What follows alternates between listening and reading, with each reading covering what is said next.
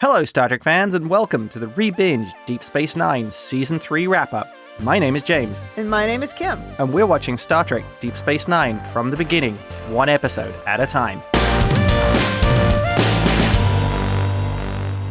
Welcome back to the podcast. This week is the season wrap-up. So, anything to comment on that, Kim? I can't believe we're at the end of Season 3 already. I know, time just flies by.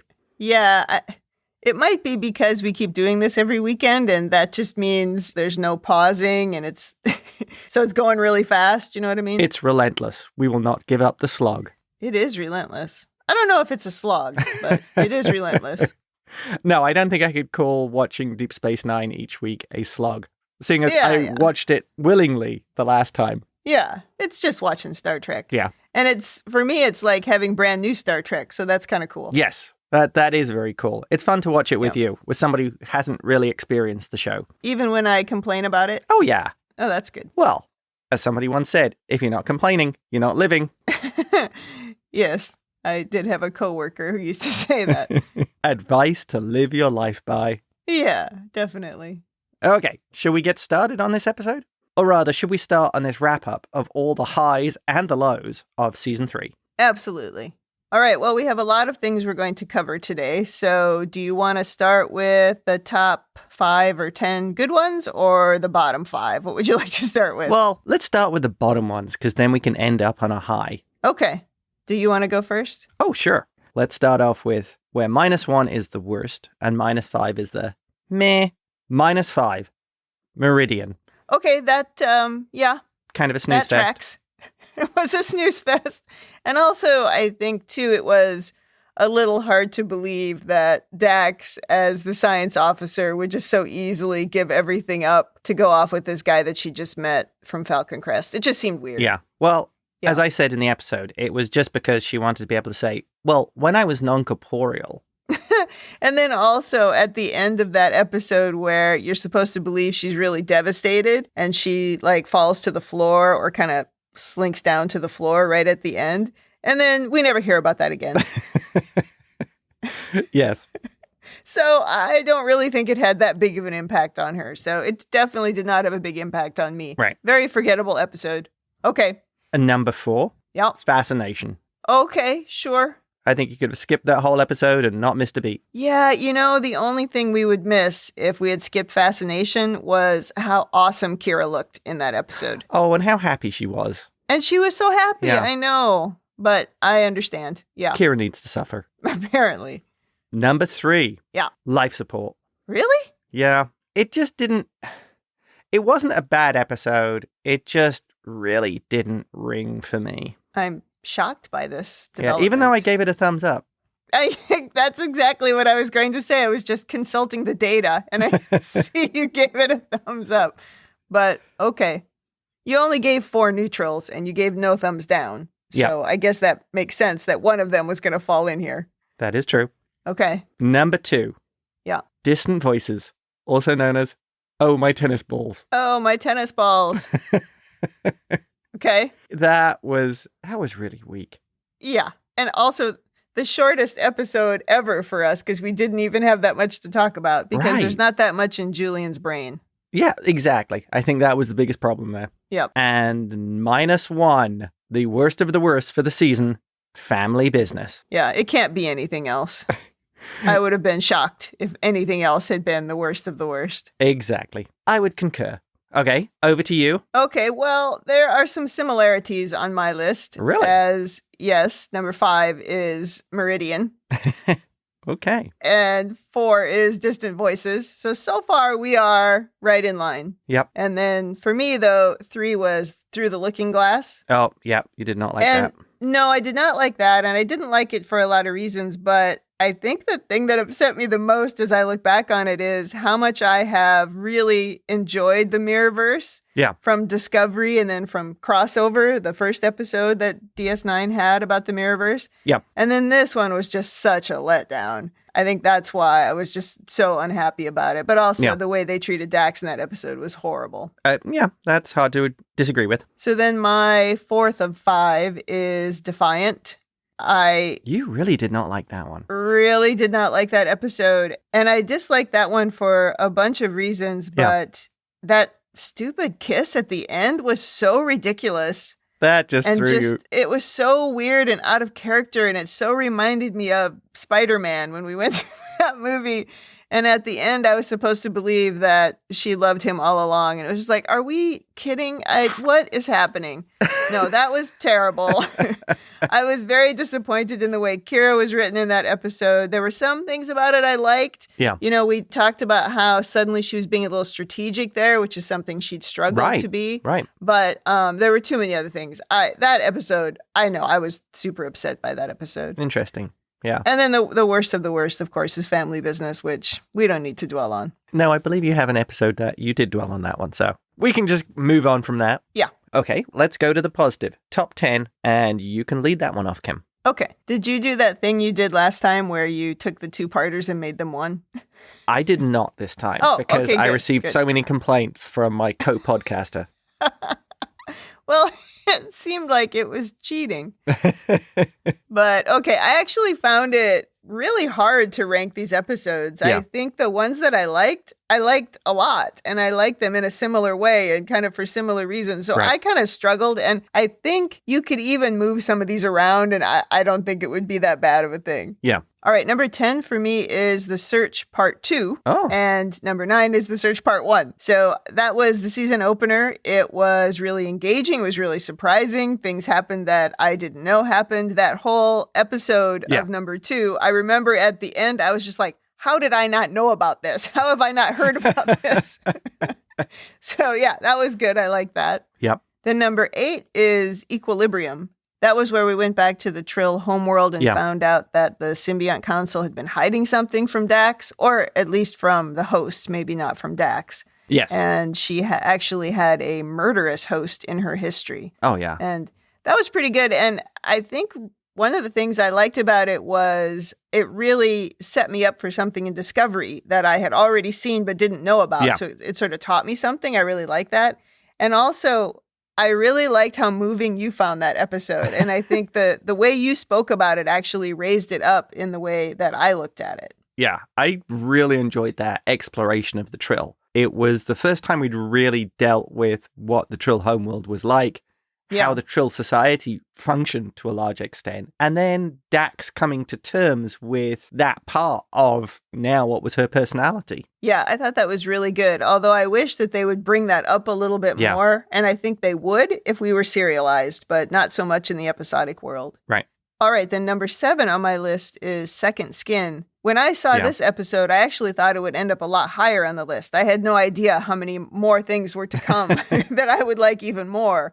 But that was a great episode of where Kira was turned into a Cardassian. And then they do that thing. It was a very Star Trek-y thing. It happened to Riker, right? Where they turn him into something else and try to convince him that he's that thing. And that sort of moment where you start to go, well, gosh, is she a Cardassian? You know, that's cool. Right. That's a very Star Trek thing. I quite enjoyed that. And the performances in that episode were really good. Not just of her, there was also Entek that was good. I mean, the Visitor was tremendous in that episode, but the non-regulars, like the guy who played her Cardassian father, he was great. I think that was Larry Pressman.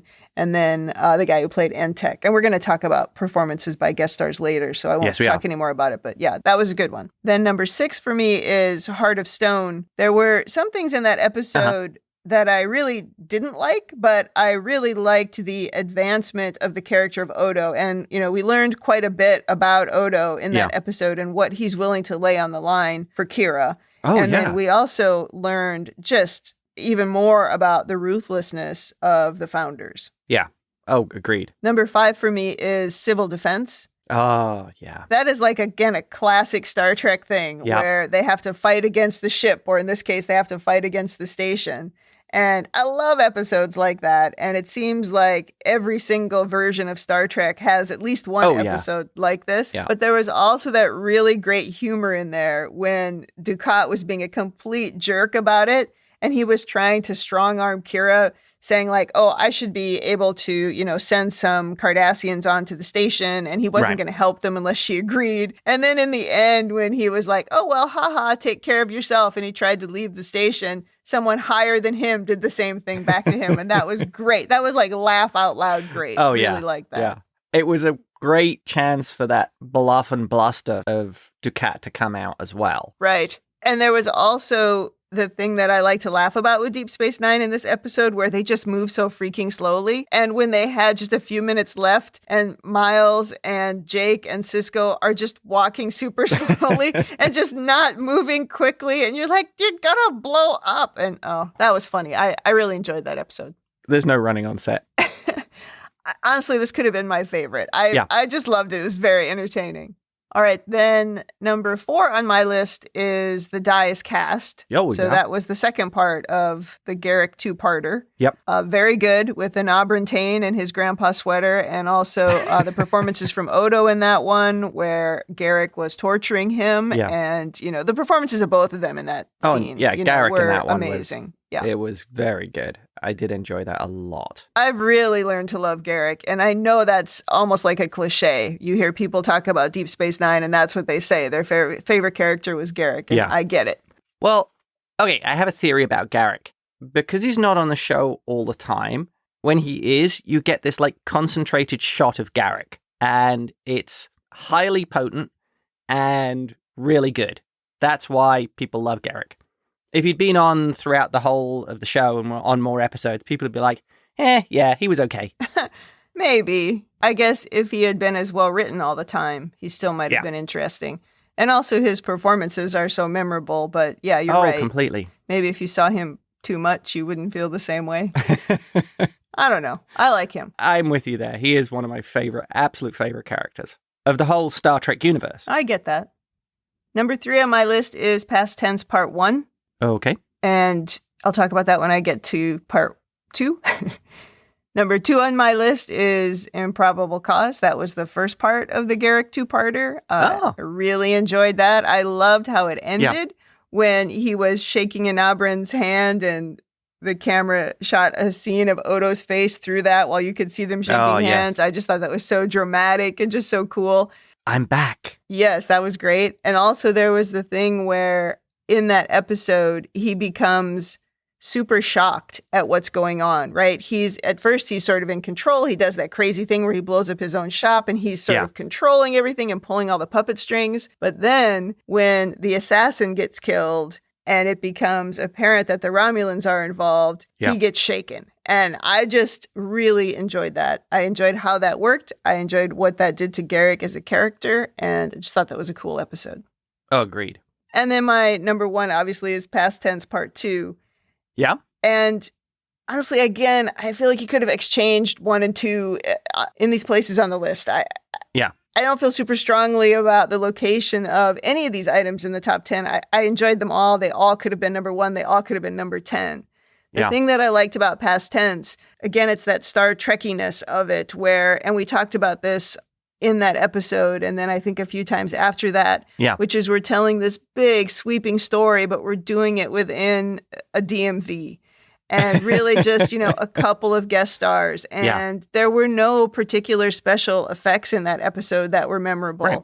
And it didn't have anything to do with that, which is, that's a throwback all the way to the original series. Yeah, you're supporting an episode purely on the writing and the acting of the performers.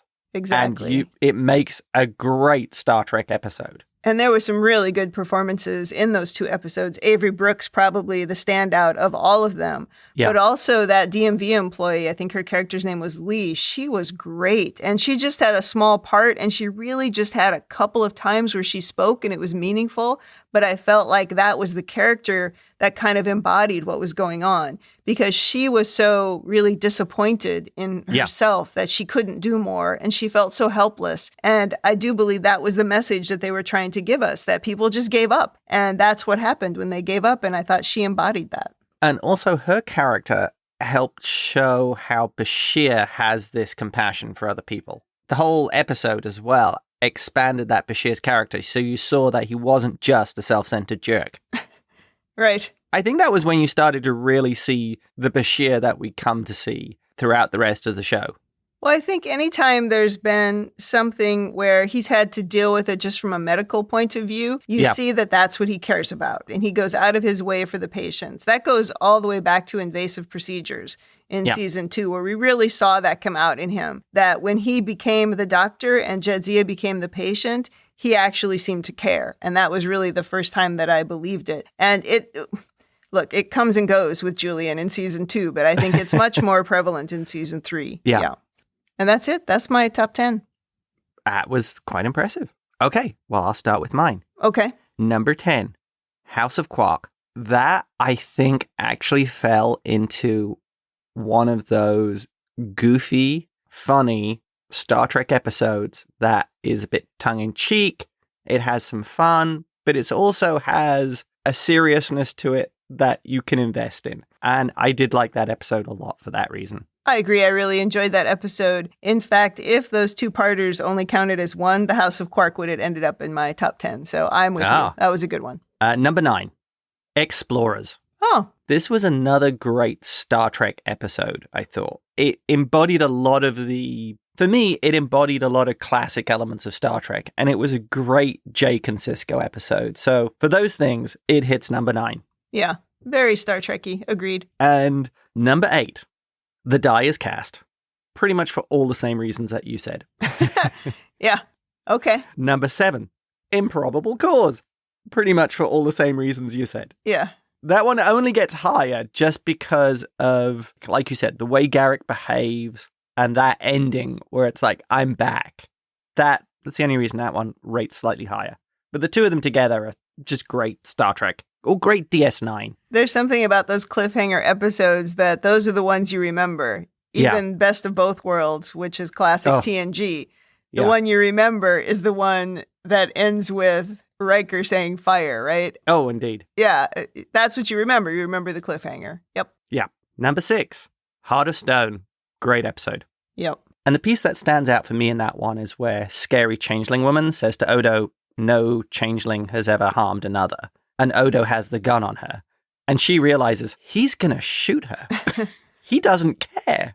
You've pushed that line. And that, I think, was a great pointer to how much Odo does care about Kira. Also, it's really interesting that she doesn't think what she's doing to Odo is harming him. Oh, you know? no. Their description of harm is, I don't know, very specific to physical harm. But they've done all kinds of emotional damage to Odo. Right. I think because they're just kind of awful. Yeah, they're jerks. They're gooey jerks. Do you think they have that on their business card? They should. Yeah. Okay, number 5. Yep. Destiny. Sisko actually coming to terms with what he is. That's a really good one. We definitely enjoyed that one. Number 4. Equilibrium. Yep. For all the reasons you said. Okay. Number 3. Past Tense Part 1. And this one's tough because number 2 is Past Tense Part 2. Yeah. But you're right. You could swap these two around. I think the second part came slightly higher for me because, like you said, it was the drama of the hostage situation. And the way Avery makes Sisko, the character, reach this point where he's just kind of frustrated by all this crap. Right. And I really enjoyed that. Okay. And number 1 on my list for season 3, Second Skin. Really? Yes. Oh, Loved it. So surprised. Okay, great. Oh, the performances in that were outstanding. I'm not surprised Second Skin is on the list. I'm surprised that Visionary wasn't on your list. Visionary is number 11. It is for me too. It's right outside my top 10. I enjoyed a lot about Visionary. Yeah. But the problem is, like you said, there are so many good episodes on this season. It's really kind of difficult to rank. And if anything, I was just being kind of picky about the ones that emotionally I enjoyed more. Okay, sure. That's fair. Yeah, I can relate to that. That's awesome. So did you want to say anything else about Second Skin? I'm sorry. I was so surprised it wasn't Visionary. I interrupted you. For me, that one hits the number 1 spot just because of the performances by everyone involved in it. Yeah. And also, you got to see some of that side of Garrick, which is the Obsidian Order side, where he just executes the guy because he stood in his way. He was a problem, and he was going to deal with that problem. And it was the surprise as well to Odo when he saw what Garrick was capable of. Yeah, and he had no second thoughts. Just done. Exactly. Yeah. And if you want to talk about rewatchability, that is probably one of the highest episodes for rewatchability. That and Visionary. Yeah, I would probably put that one on my list too, and Civil Defense. I could watch that one again and again and laugh every time. Civil Defense, that's another tough one to not have on the top 10 because it was such a great episode. Well, my 3 that fell just out of the top 10 were Visionary, The Adversary, and The House of Quark. All 3 of those could easily have been in the top 10. All very enjoyable episodes.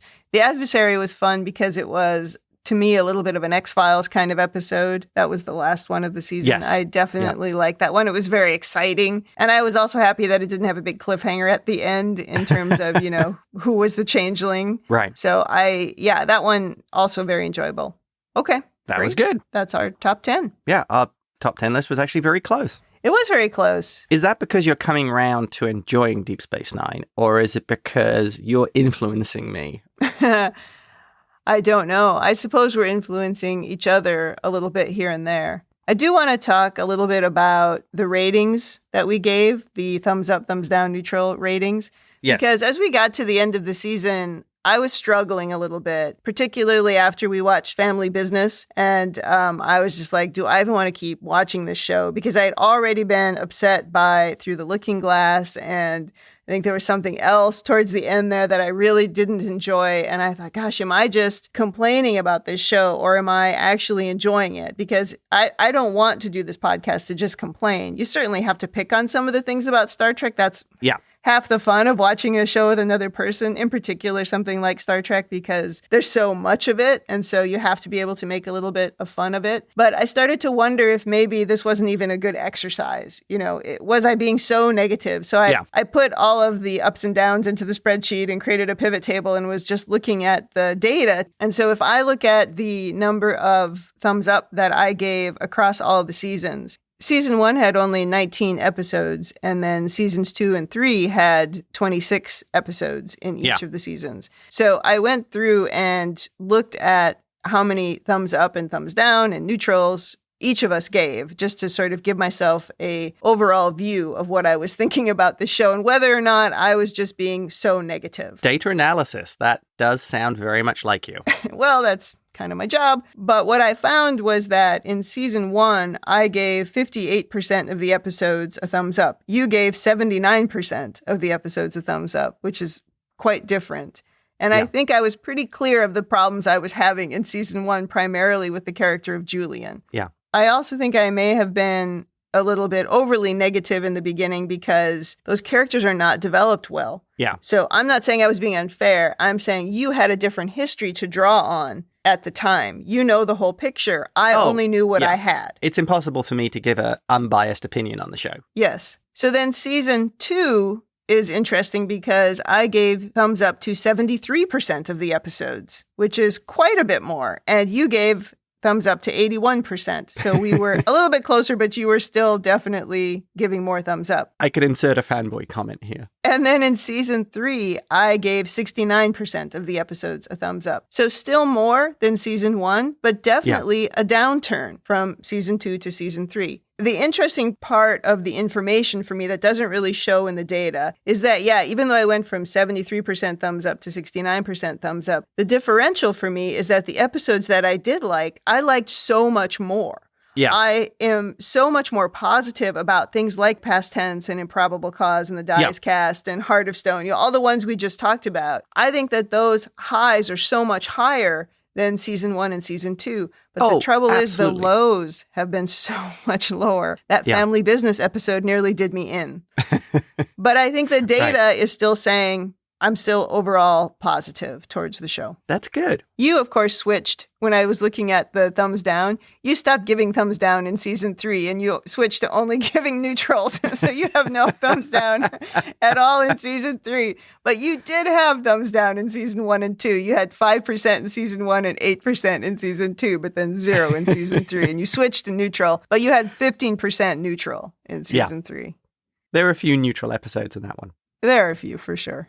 But you didn't even give Family Business. I guess we didn't really talk about it. I think we didn't really give a rating. You ranked that as your worst episode, and I just put it as neutral because you didn't give any other thumbs down. So I suppose you could have given that one a thumbs down. That could have been 1 thumbs down. There you go. All right, that was all I wanted to say. I wanted to go over my data analysis. Okay, yes, that's very fitting.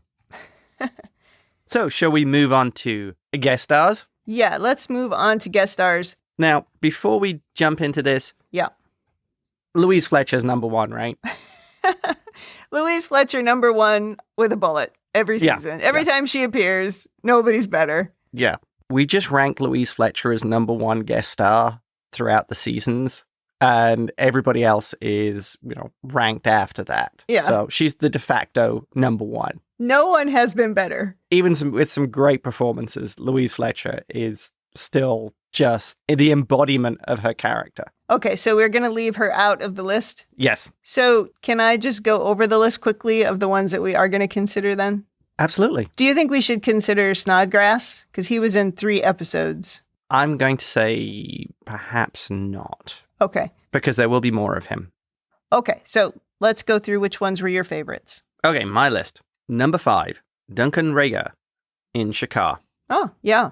I enjoyed his performance. I liked the way he in some ways, he almost gave this larger-than-life character. To me, he seemed to almost be the inverse of Lee Nallas. This guy was the hero.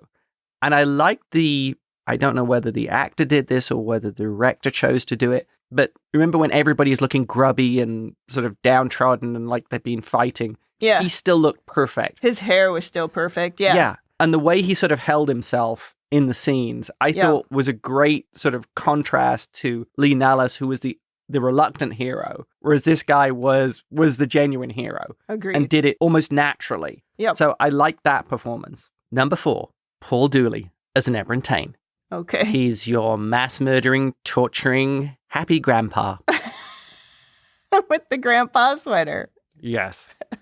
Having mimosas on the couch with his kid. Yeah. A solid performance, and someone who really, I think, brought all the problems of that character to life. Very enjoyable. Yep. Number 3, Mark Alaimo. He so brilliantly encapsulates everything about Ducat, all his flaws, and the way he can do the bluff and bluster of this guy. Like civil defense. The station's about to blow up. The computers are out of control. And he is still trying to puff up his chest and impress Kira and the others with how clever the Cardassians are. Great all-round performance by him. What am I on? Number 2, Mary Kay Adams, Grilka. Yep. House of Quark. Yes. Solid Klingon. She gets it. Yeah. And number 1, and this might surprise you. Oh. Gregory Sierra for Entek. Yeah, he was great. His portrayal of Entek and just the little things that he did, like the twitches and the eye movements and things, really brought the creepiness of that character to life. Yeah. I thoroughly enjoyed his performance. It's very solid. My favorite guest star. I mean, to an extent, I probably shouldn't really include Ducat because he is such a recurring character, but yeah, I'm putting him in anyway. Okay, there's some crossover on my list. Yeah. I had Salome Jens, the female changeling, as my number 5 because she just is freaky and she's really good at it. I don't know. Part of me 100% believes that she's that changeling. Yeah. It's kind of like when I watch Wonder Woman, I feel like Wonder Woman is actually a documentary. That's what I feel like about this performance, that she really is a changeling. I totally understand what you mean, yeah. Then I have Wendy Roby in Destiny as Yulani. I really liked her. I love those Cardassian women. Yeah. I thought that was really cool. Then I have Tina Leaford, the DMV employee in past tense. I thought, like I said earlier, I thought she was really good. I also have Gregory Sierra as Entek on my list at number 2. And then I have Mary Kay Adams as Grilka at number 1. So I just switched those top 2. Yeah, I totally agree. And then I have Louise Fletcher at number 0. Yeah, Louise Fletcher's my number 0 as well. Just oh, she's so terrible and so great. Yeah. There's a sort of, how can you even describe it? A pleasant awfulness about her. Yeah. She clearly has read this character and understands it. Totally agree.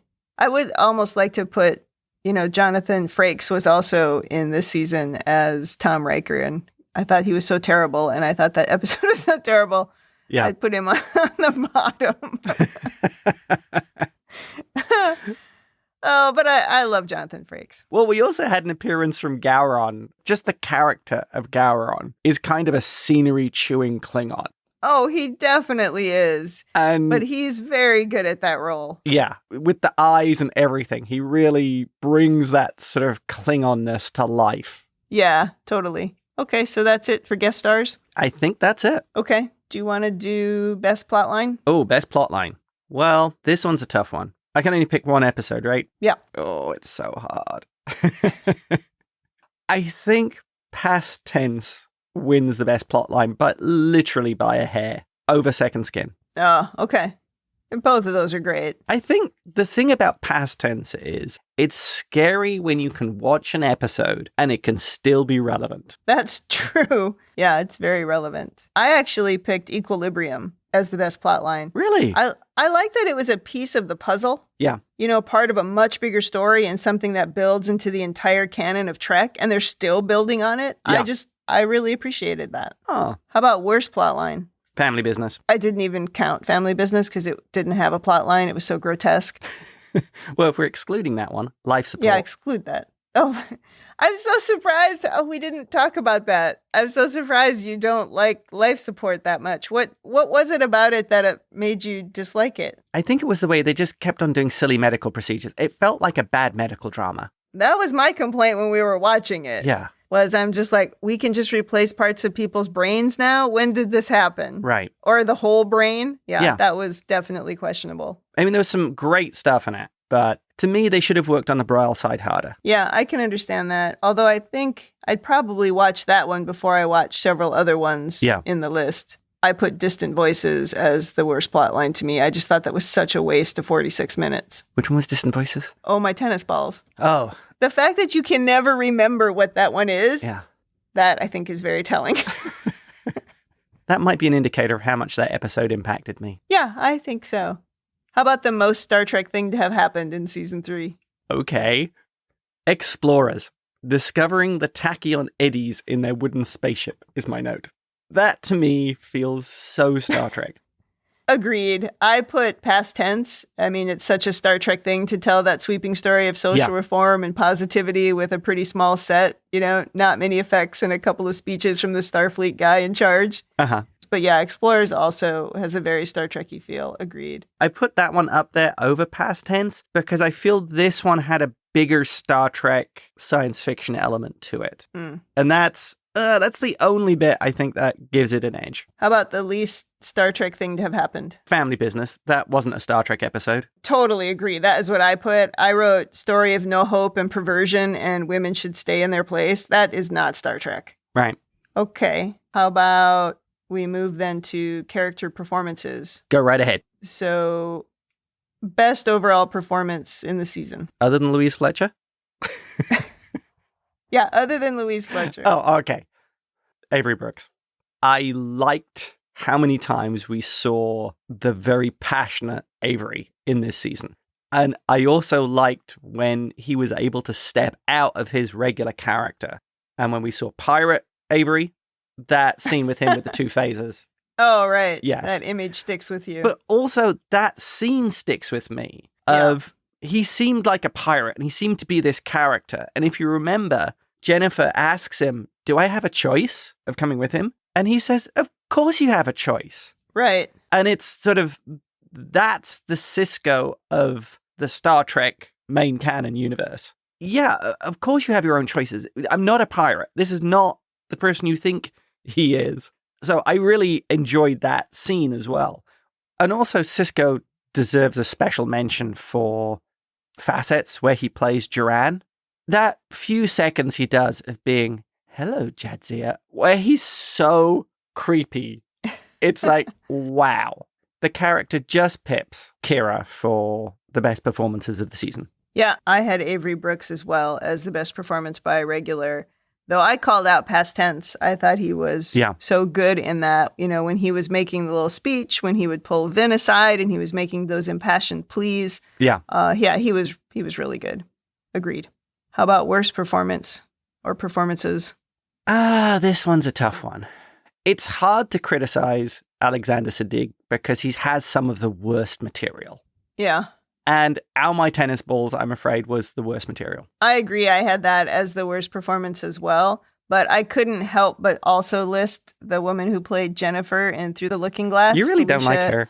Felicia Bell.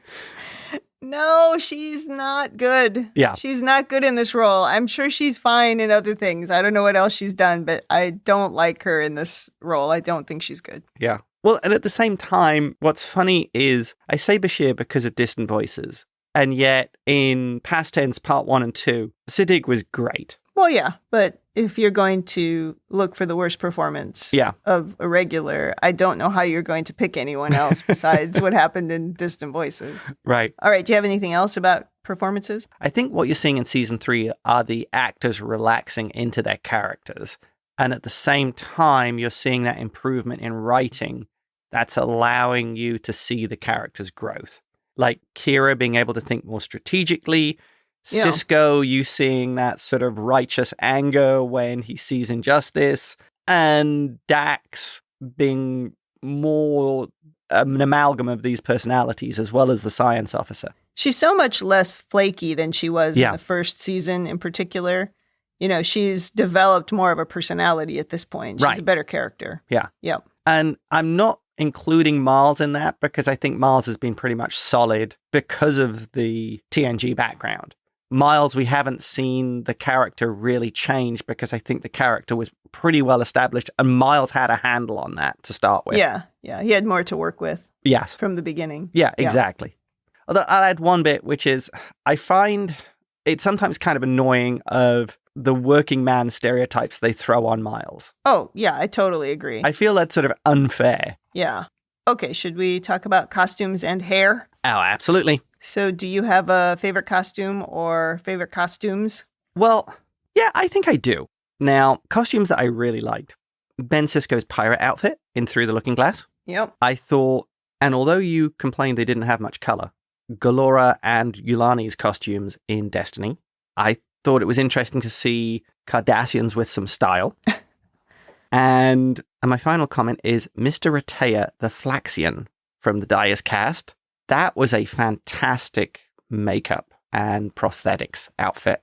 The level of effort that must have gone into that for what was a pretty short scene must have been enormous. Yeah, that was actually Improbable Cause that he was in, but not just the costume, but yeah, the crazy makeup was so much for that one scene. Yeah, it's one of the reasons that we really need a 35mm re-scan of the original show, because that probably is incredible in high def. Right. Do we make a comment about bad costumes here, or was that later? I don't have any bad costumes listed, but you should go ahead. Okay. Jake Sisko for multiple pajama outfits. Yeah, poor Jake. He does have the worst outfits. There's no doubt. And also, anytime they throw Nog in that mustard-colored sweater with the stretched out neckline, oy, those are bad outfits. I wonder if, I made this comment in the regular podcast, that perhaps the fact that Sirach Lofton did seem to be growing 3 inches between each episode, that they had a problem with the costuming and they didn't want to spend the money on making him outfits that he would not be able to wear in the next episode. In the next filming cycle, he'll be too big for them.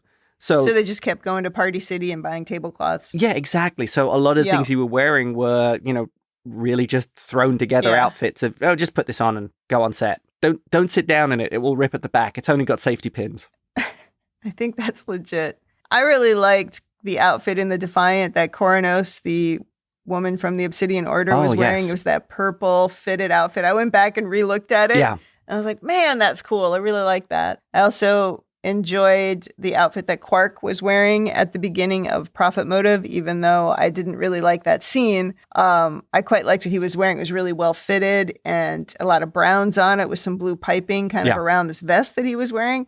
And the vest is cool. It has this square neckline, which you don't see very often. And then there were some stripes on the sleeves. That was pretty cool. Agreed. And then Nog in Heart of Stone, when he was becoming an adult, he had that outfit with the very bright orange sleeves and a long vest that was kind of dark. And when you say waistcoat, that's kind of what I picture. Yeah. Because it's longer than a normal vest. And also it was matching the thing on the back of his head. I don't know. He just looked really good in that scene. Garrick really pulled all the stops out making that. Well, and then Garrick, too, he had that sort of samurai outfit that he was wearing in Improbable Cause with the dark reds and the black. That was really cool. And then there were those guys waving the fans in through the looking glass. Oh, yeah. In those white outfits. Those were really neat. I also wrote down that in The Search Part 1, Odo had a belt for one scene or one episode. Yeah. And then he never had it again. It's very difficult to shapeshift into a belt. Apparently so. But that was all that I wrote down for costumes. We've seen it before, but clubbing Kira probably deserves a special mention. Yeah, yes. And then the only thing I wrote down in the hair section was Kira in Fascination. Her hair was fantastic. Yeah. And she was so happy and just like glowing.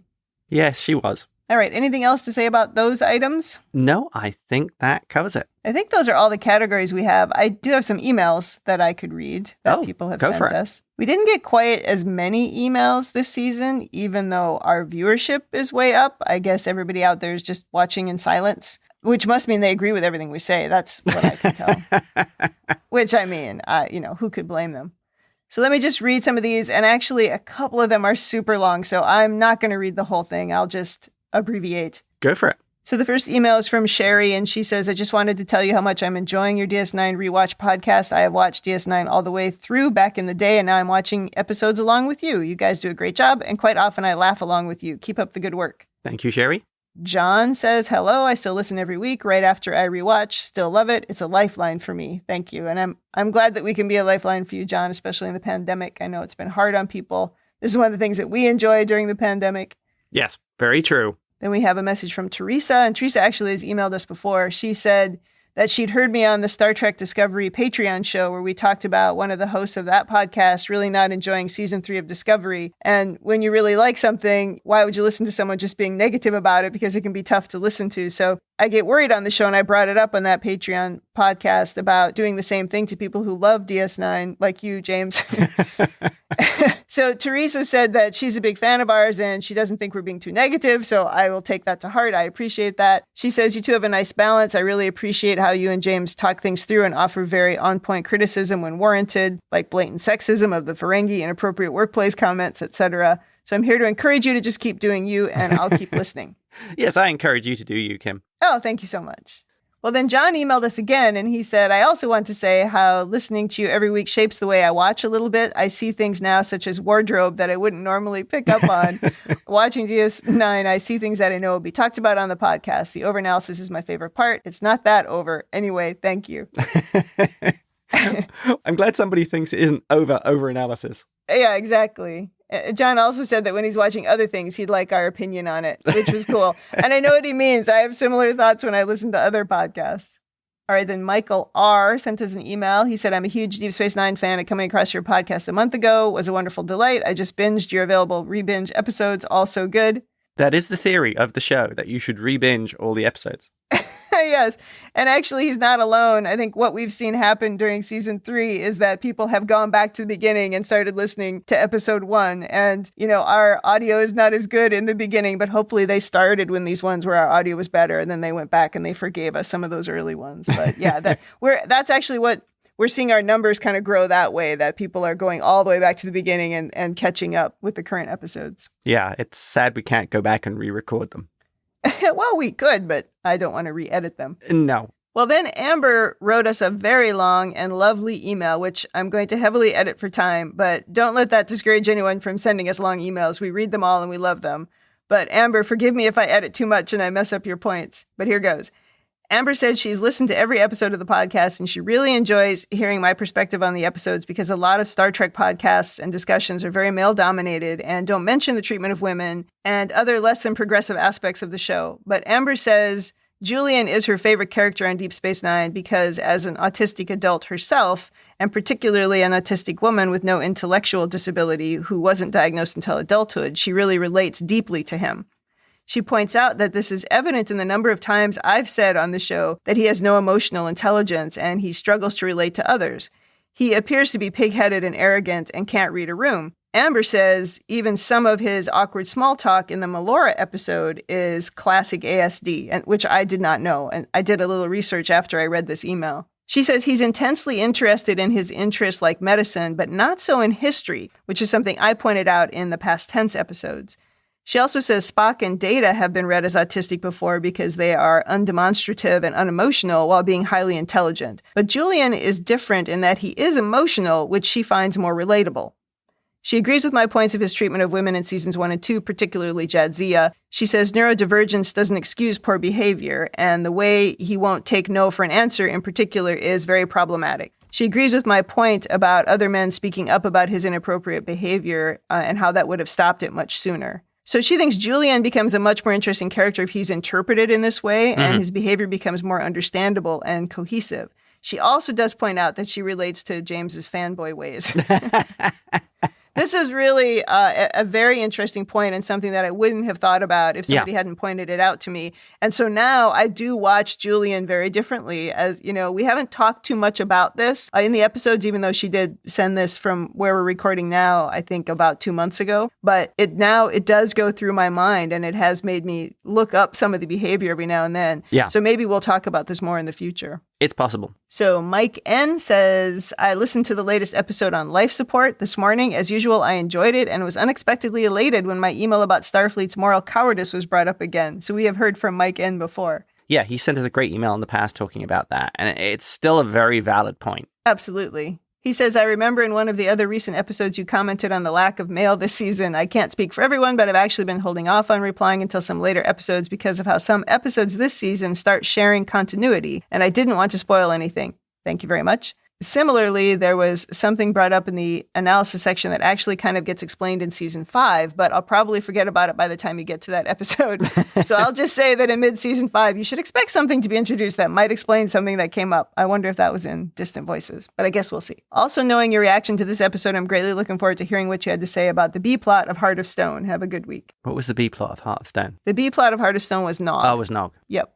We quite enjoyed that. It was very good. It was a nice change for Nog, for sure. Yeah, it was. It was good to see a character wanting to become more than they were, which I've always thought was the main problem with Quark. He was stuck in a very rigid society that he literally was making the choice to stay in when he did not have to. Yes, and that's happened multiple times, and he hasn't pulled himself out of that. And then whenever he does something a little bit progressive, I find it disingenuous because it doesn't make sense with the rest of that character. Right. And I know I've talked about this in the podcast, even to the point of it negatively impacting his own happiness. Yeah, totally. When he gave up Pell. Yeah. Then we have Pauline. She says, to my favorite Star Trek podcasters, it's been a while since I've emailed, even though I've been listening every week. I've eagerly been waiting to hear Kim's thoughts on this episode, which was Heart of Stone, because it's one of my favorites, and I suspected she might like it for all the character development in both storylines. When I first binge-watched DS9, this was one of the episodes that made me want to rewatch immediately. As a career coach, I just loved the whole Nog storyline, his awkwardness and eagerness, Sisko's doubt and then giving him a chance, Rom being proud. It appeals so much to me, as I love seeing the potential in overlooked students who have all the right skills and just need some mentorship and guidance. Yeah. DS9 changed my whole view of Ferengi, and it started with this episode. This might have been the B storyline, but it really touched me, made me laugh, made me cry, made my heart warm. Thank you for doing this podcast. Then she says, P.S. I'm married to a Navy captain and enjoy all the DS9 bits that draw from naval tradition. For example, Nog needing a letter from Sisko to be considered for Starfleet Academy is similar to the nomination process for the U.S. Naval Academy at Annapolis. Oh. Then the last message is from Mike again. This is, I think, the second message from Mike here. Just finished the latest episode, and I have to agree, it's a thumbs down. It doesn't do much for the characters that isn't done elsewhere, and as someone who doesn't like horror, so we're talking about Distant Voices here, by the way, that aspect doesn't really interest me. One thing that caught my attention was your speculation about why Garak approached Bashir in his first appearance. Andrew Robinson has said that Garak's only purpose in approaching Bashir was to sleep with him. Later appearances toned down Garak because they got a note from the studio to do so. I didn't do any research to find this interview, but this is a really fascinating piece of information and something that I hadn't heard before. Yeah. I'd heard something similar in the past, and it's kind of funny that even in this relatively recent history, the studios were so terrified, in quotes, of that kind of thing creeping into their shows. Yeah, which is too bad because, Bashir and Garak clearly are in love. It's very cute. It even goes as far as, if you didn't want to expand upon that, you could even do the unrequited love thing. Yeah, of course. If they both love each other from afar, but that's it. Yeah, that would be very easy and would add a layer of reality to the story. Yeah. Well, we could take a few minutes to talk about the episode that shall not be named. I don't know which episode you mean. Season 3, episode 23, Family Business. We did a 9-minute podcast on that one, the shortest ever.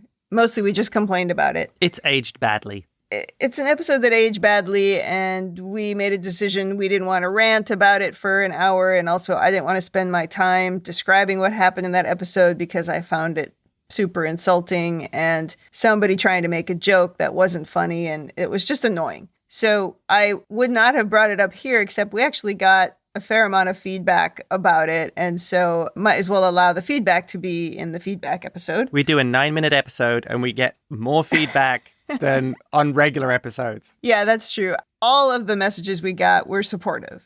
I did get one email from a guy named Mike who has emailed us before. And he said, I've been debating what I wanted to say about the latest episode, but given the reaction you're probably getting from some people, I decided not to talk about it. Instead, I just wanted to say that your feelings are valid. You're doing a good job with the show, and I look forward to next week's episode. Thank you, Mike. And I replied to him and said, actually, we didn't get any bad reactions to it. And he was very surprised. Because of that, I think I'll just read some of the messages that we got. Like I said, they're all pretty supportive. On Twitter, I got this message. I just listened, and for what it's worth, I'm glad you did address the issue with it without committing the time you normally do. Thank you. And then that same person also said, I struggled with getting through this one. I'm not a huge Ferengi fan to begin with, but the storyline, ugh, at least we got Cassidy out of it. Yes. Which is a good point. Then I got another message on Twitter, which was, yeah, I don't remember the first time I watched this episode, but it's pretty cringeworthy. Thanks for coming back for more. Looking forward to listening next week. Very to the point there. Definitely. And then on talkthroughmedia.com, you can leave feedback there for individual episodes. And we've only had a couple of people do that. Most of our feedback just comes in email. But one person did go on there specifically and leave feedback for this episode, and this was Liz. And Liz said, I truly appreciate your podcast on this episode. I couldn't watch it, and I gave up partway through my own rewatch. I waited to tune into your reactions to the show. I wanted to say thank you for wrapping this bad episode up and putting it away in a box, which that's a pretty good description. Yeah, and burying it out in the desert. Right. And we also heard from longtime listener Haley. We've gotten messages from her before as well. She said, just a few more episodes of season 3, then season 4, which is much better in my opinion. I think season 3 ties with season 1 as having some of the worst episodes. And I think we covered that here. Indeed. And then from John, I got an email that said, I wasn't mad. I was disappointed in the show served to us by the writers, producers, whoever. I was disappointed that I didn't get to enjoy my weekly podcast, but certainly not mad at either of you. I fully support what you did and how you did it. Part of the charm is it's our podcast. We can do WTF we want. I'm pretty sure you recorded next week already, but I hope there is mention of the B story that wasn't offensive about the freighter captain. I also wanted to mention the side effects of listening every week. A, I now watch most things with closed captions. Yep, that's a good idea. Then you don't miss the little jokes. Yep. And 2, I notice what characters are wearing in other shows. So I'm messing with other people's TV watching experience. Yeah, you've done the same thing with me. Yeah, sure. I now watch the shows looking out specifically for the outfits. Yeah, there's nothing wrong with that.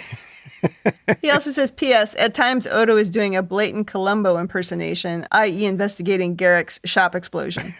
Columbo. I have not heard that parallel before. And then the last message we got was from Pauline, and this was an email as well. Kim, I'm so happy you did not give up on DS9 after the episode that shall not be named. You sounded so upset and raw that I wanted to reach out and give a virtual hug. Thank goodness the Shakar episode was next. It's interesting for my feminist self to hear your reactions to the misogynistic stuff on DS9, because there really is a lot more than I remember. Because I binged the whole series in a short amount of time, I guess I glossed over the offensive bits pretty quickly. I love your episode-by-episode approach, as it allows me to savor, or not, each episode again. Thank you again. I look forward to each new podcast and even re-listen to old ones. Thank you, Pauline. Well, I believe Bear has actually said that his humor with the Ferengi was a failure. Maybe he thought it was funny at the time, but the joke is lost. It isn't funny. Yeah, the problem is it's not just funny or picking on someone. It's actually trying to turn something that is so negative into something humorous. Yeah. And that might be funny if there was irony in it. or if you were the subject of the abuse and you were able to turn it around on its head. But when you are part of the problem, then it's not funny. When you talk about irony, it could be like Terry Pratchett's book, Monstrous Regiment, which is set within Discworld, where women aren't allowed to join the army, but most of the army is actually women. Oh, funny. So that is, an irony situation where you can be funny like that. So that closes the book on season 3, episode 23, and hopefully we never have to talk about it again. It's buried in a shallow grave out in the desert, in a box. On talkthroughmedia.com, I know I've mentioned at the end of every podcast that you can leave feedback on individual episodes. You can also leave voicemails for the different podcasts, and I don't normally point that out because we don't play the voicemails back, but we still got a voicemail. I didn't even know we could get them. Yeah. So we're just going to read that voicemail to you rather than putting the audio into the podcast here. And to summarize the voicemail we received from X-Force11, thank you for sending this. He's enjoying the series and he's enjoying our podcast. And he has a process for watching, which is he'll watch the episode on Sunday and then on the next day, listen to our podcast. Thanks for doing that. Although he's finding the series getting better with each season, but it'll never be his favorite, which are Voyager and Discovery. And when compared to modern shows, he finds the seasons very long, which is very true. But he prefers the modern series, which tend to be 15 episodes and very tightly written and tightly produced and directed. But he's enjoying the podcast, so that's what's important here. Thank you for the feedback, X-Force11. Yeah, thank you, Jeff. I've interacted with Jeff a few times through the other podcasts on the talkthroughmedia.com network. And also, I think Jeff and I have talked a few times back and forth in Twitter. So thank you for that, Jeff. All right, well, that closes the mailbag. And I think that actually brings to a close the wrap-up for Season 3. Any other closing thoughts from you? No. Should we do Season 4? Absolutely, I think we should do Season 4. I am geared up for it, because you know what happens in Season 4. What? Worf? Bald, bearded Cisco. Oh. Yeah, I see Worf in the Hulu thumbnail for the next episode, so I'm excited to see Worf. Haven't seen him for a long time. I've never watched him on this show, so this will again be all new for me. Excellent. Well, Michael Dorn is in my favorite Star Trek scene of all time. From First Contact? Yeah. Yeah. Well, even though we had some really low lows in this season, and one particular one, we're going to watch Season 4, and we're going to put that stuff behind us, and we're going to hope that, at least I'm going to hope that Season 4 builds on the really positive things that I got out of Season 3. Well, I'm going to watch Season 4. Hopefully you will be along for him.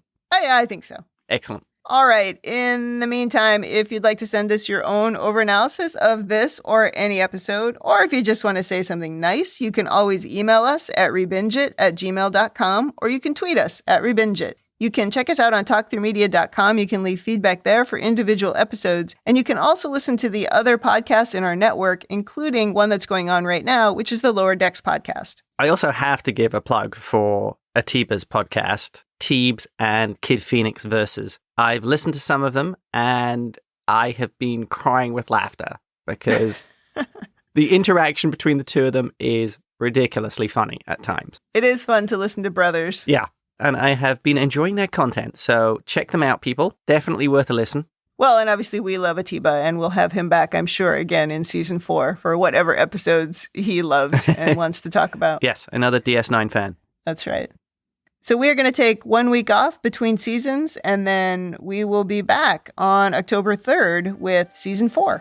Thanks for joining us on the Rebinge Deep Space Nine podcast Season 3 wrap-up. That's it for me. And that's it from me.